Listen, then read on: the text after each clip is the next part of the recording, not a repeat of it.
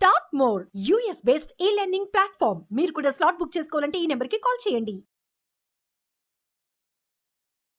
Hi hello నమస్తే, welcome to Suman TV. ప్రస్తుతం మనతో ఉన్నారు student success coach, competitive exam specialist, Limca record holder in memory doctor CS Veppa గారు. సార్తో మాట్లాడదాం. నమస్తే సార్. నమస్తే మేడం. సార్, కొంతమంది చూసుకుంటే మల్టీ టాస్కర్స్ ఉంటారు. అంటే ఒకటేసారి 2-3 పనులు చేయగలిగే ఆ టాలెంట్ కూడా ఉంటుంది వాళ్ళకి. మరి అలాంటి టైంలో ఈ కాన్సన్ట్రేషన్, మనం గత వీడియోలో మాట్లాడుకున్నట్టుగా ఫోకస్, కాన్సన్ట్రేషన్ లెవెల్స్ అనేవి ఈ మల్టీ టాస్కింగ్ చేసే వాళ్ళలో ఎలా ఉంటుంది కాన్సన్ట్రేషన్ అనేది? ఆ లెవెల్స్ ఎలా ఉంటాయంటారు? మల్టీ టాస్కింగ్ అనే మాట చాలా బ్రాడ్ మాట. దీనికి రకరకాల అర్థాలు ఉన్నాయి. Multi talented, multi tasking. Multi talented అంటే అనేక రకాల పనులు చేయగలిగినటువంటి సత్తా, శక్తి ఉన్నవాడు. మల్టీ టాస్కింగ్ అంటే ఒకేసారి 2-3 పనులు చేయడం, ఆర్ ఒక పని కన్నా ఎక్కువ పనులు చేయడం. ఇలా ఒకేసారి ఒకే సమయంలో ఒక పని కన్నా ఎక్కువ పనులు చేస్తుంటే కాన్సన్ట్రేషన్ లెవెల్స్ ఎలా ఉంటాయి? ఖచ్చితంగా కాన్సన్ట్రేషన్ అన్నది డిస్ట్రిబ్యూట్ అవుతుంది. మీరు ఒక పని కనుక తీసుకుని ఆ పనినే చేస్తూ ఉంటే 100% కాన్సన్ట్రేషన్ ఉండడానికి ఛాన్స్ ఉంది. సబ్జెక్టెడ్ టు మన ఇంటర్ఫీరెన్సు, మళ్ళీ బౌన్సింగ్ బ్యాక్, ఇవన్నీ పక్కన పెట్టేస్తే. అలాగే ఒకేసారి 2 పనులు చేద్దామంటే కనుక అది కాన్సన్ట్రేషన్ లెవెల్స్ 2గా డివైడ్ అయిపోతాయి. చాలామంది చెయ్యగలము అని అనుకుంటారు. అంటే వాళ్ళ యొక్క కేపబిలిటీని కొంచెం ఎక్కువగా ఎస్టిమేట్ చేసుకుంటారు, ఓవర్ ఎస్టిమేట్ అనమాట.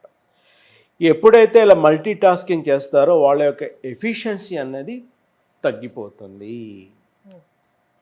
ఇది మాత్రం కరెక్ట్. చేయగలము అనుకుంటారు కానీ కష్టం.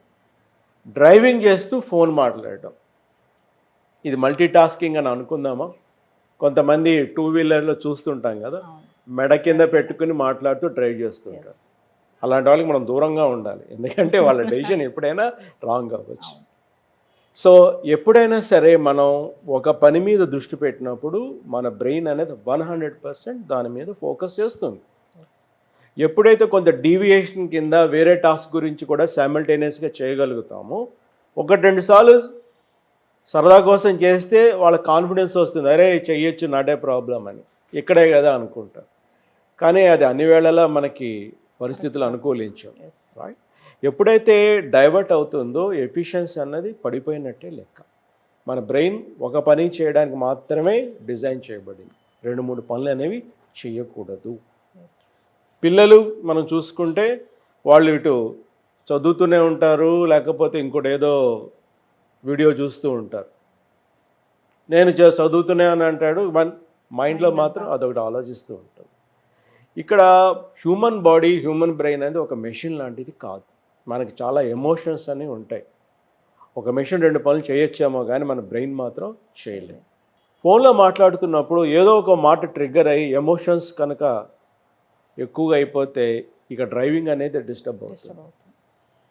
కొంతమంది ఫోన్లో మాట్లాడుతూ ఉంటారు, యూట్యూబ్లో చూస్తూ ఉంటారు. 2 కూడా చేస్తున్నాం కదా అనుకుంటారు, కానీ they are not giving proper attention to anyone. దేనికి కూడా వాళ్ళు సరైనటువంటి అటెన్షన్ ఇవ్వట్లేదు. మనం కూడా తెలుస్తూ ఉంటుంది, మనం ఎవరితో మాట్లాడుతున్నప్పుడు వాళ్ళు మనతోనే 100% మాట్లాడుతున్నారా, లేదా ఏదో పని చేస్తున్నారా. అలాంటి వాళ్ళతో మనం ఇమ్మీడియట్గా కాన్వర్సేషన్ ముగించేసి తర్వాత మాట్లాడడం అన్నది బెస్ట్. ఎందుకంటే they are not giving their best. So మన బెస్ట్ మనం ఎప్పుడైనా ఇవ్వాలంటే కనుక ఒక్కొక్క పని చేసుకోవాలి. మరి ఎందుకు చేస్తారు చాలామంది ఇలాంటివి?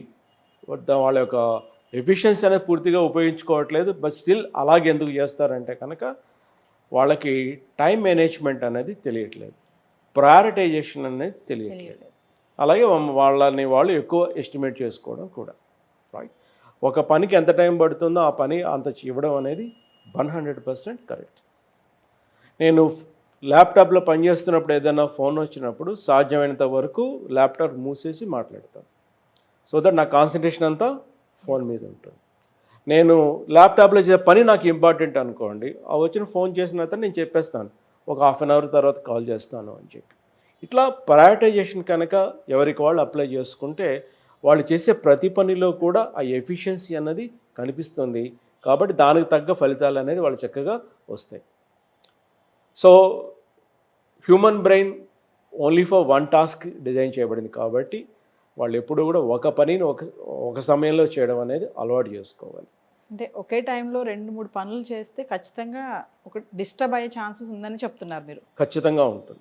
ప్రయారిటీ అంటే వాళ్ళు ఇండివిజువల్గా ఒక పని చేస్తారు, పని ఏ పని బి అనుకోండి. పని ఏకి వాళ్ళు ఎంత ఎఫిషియెంట్ చేయగలరో, పని బిని ఎంత ఎఫిషియెంట్ చేయగలరో రెండు కలిపి ఒకేసారి చేస్తున్నప్పుడు ఆ ఎఫిషియన్సీ లెవెల్స్ అనేవి తగ్గుతాయి. ఓకే ఇండిపెండెంట్గా ఒక్కొక్కటి చేస్తే మాత్రం వాళ్ళ ఎఫిషియన్సీ లెవెల్స్ అనేవి పెరుగుతాయి. ఓకే చాలామంది అంటారు కదా సార్, నేను మల్టీ టాస్కర్ని, నేను అన్ని చేసి అదే వాళ్ళ యొక్క డెఫినిషన్ అనేది రాంగ్. మల్టీ టాస్కర్ అంటే వాళ్ళు మల్టీ టాలెంటెడ్ అనే మాట బదులు మల్టీ టాస్కింగ్ అని వాడుతున్నారు. Multi tasking. మల్టీ టాలెంటెడ్ అంటే నేను టైపు చేయగలను, వంట వండగలను, నేను ఒక సినాప్సిస్ చేయగలను, ఒక పీపీటీ చేయగలను, ఇవన్నీ కూడా multi talented. So multi tasker అని కనుక ఒక బయోడేటాలో మనకు కనిపిస్తే వాళ్ళకి తెలియకుండా ఆ మాట వాడారు అనేది మనం అర్థం చేసుకోవాలి. So multi talented, multi task రెండింటికి చాలా డిఫరెన్స్ ఉంది సార్. ఇంకా చక్కగా చెప్పాలంటే I can attend diversified task అని చెప్పండి, not at a time. Multi tasking అనేసరికి at a time no. Sir చాలామంది మరి ఇప్పుడు ఇది అన్నారు మీరు, మల్టీ టాస్కింగ్ గురించి చెప్పారు కదా, టాలెంటెడ్ కాదు టాస్కే మాట్లాడుకుందాం. బైక్ మీద వెళ్తూ ఉంటే ఫోన్ చెప్పారు, కొంతమంది అంటారు కదా ఏం కాదు నేను మాట్లాడుతూ ఉంటే నేను డ్రైవ్ చేస్తూ ఉంటా అంటారు కదా, మరి అలాంటి వాళ్ళకి ఏం చెప్తారు సార్? అలాంటి వాళ్ళు మామూలుగా ఫోన్ లేకుండా డ్రైవ్ చేస్తే ఎంత ఎఫిషియెంట్గా చేస్తారు, డ్రైవ్ చేయకుండా ఫోన్ మాట్లాడితే ఎంత ఎఫిషియెంట్గా మాట్లాడతారు, కంపేర్ చేసుకోమని వాళ్ళకే తెలుస్తుంది. అది రెండుగా డివైడ్ అయిపోతుంది. ఖచ్చితంగా వాళ్ళ యొక్క ఎఫిషియన్సీ అనేది వాళ్ళు ఉపయోగించుకోవట్లేదు సరిగ్గా అనేది. ఓకే సరే, మల్టీ టాస్కింగ్ అంటే నాకు ఒకటి గుర్తొచ్చింది. ఇప్పుడు ఫ్యామిలీ మెంబర్స్ అందరూ కూడా ఇద్దరు జాబ్ చేస్తూ ఉంటే ఈవినింగే కదా వాళ్ళు కలిసి తినేది, డిన్నర్ టైం, లంచ్ ఎలా కలిసి తినరు. సో రండి అందరూ హాల్లో కూర్చుందాం, టీవీ చూసుకుంటూ తిందామని చాలామంది టీవీ చూసుకుంటూ తినేవాళ్ళు ఉన్నారు. ఆ టైంలో మూవీ పెట్టుకొని మూవీ చూసుకుంటూ. సో దాన్ని ఎలా చూడాలంటారు? మీరు టీవీ ఇంకా చూస్తున్నారా? ఇప్పుడు అందరూ నలుగురు ఉంటే నలుగురు 4 మొబైల్స్ ఉంటాయి డైనింగ్ టేబుల్స్ మీద. ఎవరి కంచం వాళ్ళదే, ఎవరి మొబైల్ వాళ్ళదే ఉంటుంది. సో డిన్నర్ అయిపోతుంది కానీ మాట్లాడుకోవడం ఉండదు, ఇంటరాక్షనే ఉండదు. ఇక్కడ తినే తిండి మీద ధ్యాస ఉండదు. అలా పూర్తిగా ఆ వీడియో ఏం చూస్తున్నారో దాని మీద కూడా ధ్యాస ఉండదు. ఆ వీడియో ఏదైనా కానీ ఎడ్యుకేషన్ సంబంధించిన ఉండొచ్చు, లేదా ఎంటర్టైన్మెంట్ ఏదైనా సరే దానికి ఫుల్ కాన్సన్ట్రేషన్ ఇవ్వట్లేదు. అలాగే తినే తిండి మీద కూడా ధ్యాస ఉండట్లేదు. తిండి గురించి మాత్రం మనకి మంచి రీసెర్చ్ అంతా ఉంది కదా. తినేటప్పుడు మంచి ఆలోచనలతో తింటే చాలా బాగా పనిచేస్తుంది. కాబట్టి ఈ మల్టీ టాస్కింగ్ అన్నది తినేటప్పుడు అస్సలు ఉండకూడదు. తినేటప్పుడు హాయిగా సంతోషంగా ఎంజాయ్ చేస్తూ తినాలి. ఫ్యామిలీ మెంబర్స్తో తింటున్నప్పుడు చక్కగా మాట్లాడుకుంటూ తింటే ఇంకా అందరికీ కూడా హ్యాపీగా ఉంటుంది. తిండి తినేటప్పుడు ఇళ్లలో టీవీలు ఆఫ్ చేయాలి, మొబైల్ చేతికి అందనంత దూరంలో పెట్టుకోవాలి. సో ఓవరాల్గా ఏం చెప్తారు ఈ మల్టీ టాస్కింగ్కి కాన్సన్ట్రేషన్ లెవెల్స్ ఎలా ఉండాలి అంటే, నాట్ ఫర్ స్టూడెంట్స్, ఇది అందరికీ సంబంధించిన విషయమే ఇది. సో ఓవరాల్గా ఏం చెప్తారు దీని మీద? అంటే పిల్లలు ఎప్పుడు కూడా ఆడుకోవాలంటే ఆడుకొనివ్వాలి, చదువుకోవాలంటే చదువుకోమనాలి. వాళ్ళు వీడియో చూస్తామంటే వీడియో చూడమని చెప్పాలి. రెండు మాత్రం కలిపి చేయొద్దని చెప్పండి అంత. ఎప్పుడూ కూడా చదువుకునేటప్పుడు మధ్యలో ఒక 5 నిమిషాల బ్రేక్, 10 నిమిషాల బ్రేక్లో వీడియో చూస్తానంటే మాత్రం నో. ఎందుకంటే వీడియో ఏదైనా సరే చూసినప్పుడు అది ఎనర్జీ కన్జ్యూమింగ్ ప్రాసెస్. అంటే మన చూసేవాళ్ళ ఎనర్జీ అనేది తగ్గిపోతూ ఉంటుంది. పిల్లలు కానీ పెద్ద పేరెంట్స్ కానీ ఏమనుకుంటారు, ఒక 5 నిమిషాలే కదా ఈ రిఫ్రెష్ అవుతాడు. రిఫ్రెష్ అవ్వరు, they get more involved in it. ఎందుకంటే వీడియో అనేది స్ట్రాంగ్ ఇంపల్స్ అనేది క్రియేట్ చేస్తుంది. దానివల్ల చదువుకున్నప్పుడు కూడా ఆ పుస్తకం చూసినా వాళ్ళకి ఆ వీడియోలో ఉన్నదే గుర్తొస్తూ ఉంటుంది. ఆ స్ట్రాంగ్ ఇంప్రెషన్ అనేది అంతలా ఉంటుంది. దానికన్నా బ్రేక్ కావాలంటే ఒక ఇంటి చుట్టూ ఒకసారి నడిచి రావడం కానీ, లేదా మౌం కడుక్కోవడం కానీ, స్ట్రెచింగ్ ఎక్సర్సైజ్ కానీ చేస్తే బ్రహ్మాండంగా ఉంటుంది. అప్పుడు వాళ్ళ కాన్సన్ట్రేషన్ అనేది పర్ఫెక్ట్గా ఉంటుంది. Thank you sir. Thank you very much. ఈ వీడియోలో ఇచ్చినటువంటి టిప్స్, టెక్నిక్స్ మీకు చాలా ఉపయోగపడుతున్నాయి కదా. వీటిని మీరు అప్లై చేయండి, మీకు ఖచ్చితంగా సక్సెస్ వస్తుంది.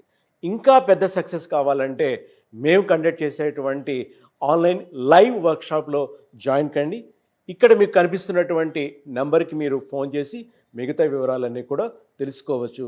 వి wish you all the best. So viewers, మరి వీడియోస్ చూశారు కదా. మరి ఎవరికైతే ఇంట్రెస్ట్ ఉందో పేరెంట్స్ కానీ, పిల్లలు కానీ, టీచర్స్ కానీ, ఇంకా ఎంప్లాయీస్ కూడా కొన్ని వీడియోలు మనం చేసాం కదా. అంటే పిల్లల్లో ఏకాగ్రత అనేది ఎలా ఉండాలి, ఫోకసింగ్, కాన్సన్ట్రేషన్ లెవెల్స్ అనేవి ఎలా ఉంటాయి, అటు స్పోర్ట్స్కి ఇటు స్టడీకి కాన్సన్ట్రేషన్ లెవెల్స్ ఎలా ఉండాలి. కొంతమంది పిల్లలు నలుగురిలో కలవలేకపోతున్నారు, అలాంటి పిల్లలు కూడా మా ఇంట్లో కూడా ఉన్నారు అనుకునే పేరెంట్స్ ఉంటారు కొంతమంది. ఇక కాన్సన్ట్రేషన్ లెవెల్స్ అనేవి ఎలా ఉండాలి అని టీచర్స్ కూడా కొన్ని సలహాలు చెప్పారు కదా సార్. మరి ఇలాంటివన్నీ కూడా వెపా గారు కొన్ని ఆన్లైన్ క్లాసెస్ కూడా చేయడం జరుగుతుంది. ఎవరైనా ఇంట్రెస్ట్ ఉన్న వాళ్ళు అప్రోచ్ అవ్వాలి అనుకుంటే కింద కనిపిస్తున్నటువంటి నెంబర్స్కి కాల్ చేయండి. వెపా గారి టీం మీకు అందుబాటులో ఉంటారు. కాల్స్ చేసి మిగతా విషయాలన్నీ కూడా తెలుసుకోండి. ఆన్లైన్ క్లాసెస్ అనేవి కూడా మేము స్టార్ట్ చేయడం జరుగుతుంది. ఈ వీడియోస్ చూసి ఎవరికైనా ఇంట్రెస్ట్ ఉంటే కనుక నెంబర్కి కాల్ చేయండి. వెపా గారి టీం మీకు అందుబాటులో ఉంటుంది. సుమన్ టీవీలో మీ పర్సనల్ అండ్ బిజినెస్ ప్రమోషన్స్ కోసం కింది నెంబర్కి కాంటాక్ట్ చేయండి.